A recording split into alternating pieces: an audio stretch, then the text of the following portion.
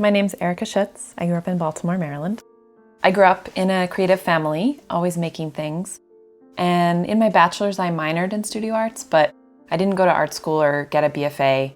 And I always kind of wondered what it would be like to give myself the chance to study art full-time for a while. I worked for almost a decade as an adult education teacher, which I was really passionate about. I think being a teacher is very similar to being an artist in many ways. You have the chance to constantly problem solve and be resourceful and think about what you want to communicate and build an environment that's in line with your values. The school I worked for was really supportive of their staff as whole people. And in 2017, when I heard about craft schools for the first time, they let me have a leave of absence to come to Penland for a concentration. So eventually I decided I needed to take a longer break from teaching and explore this other path. And in 2019, I joined the core program. I think making matters to me for two reasons. I think it's important to keep a tradition of knowing how to make things, and it feels empowering to have a concrete skill. I think if more of us had the opportunity in our lives to slow down and connect with materials and use our hands, we would have a different relationship with all kinds of resources, and maybe we would be less wasteful and more appreciative of each other's labor. Also, I think making is just a really healthy practice, and it helps me feel balanced in my life. One thing I've been working on is these sculptural plywood seats shaped like rocks, which I call moss rocks. I laminate a whole bunch of pieces of plywood together and then carve them, and I make moss for them out of yarn.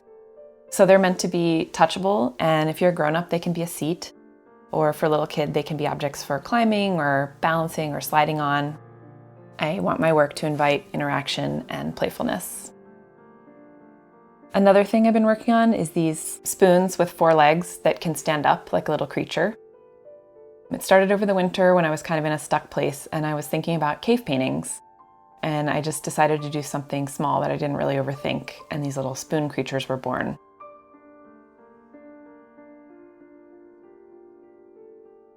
Coming to Penland has given me the chance to explore a variety of media that I hadn't tried before, and ask myself a lot of questions with a kind of focus that's hard to find in regular life. I think the fact that any given workshop here can have anywhere from career professionals to complete beginners in the same class makes for a learning environment that's both really dynamic and safe.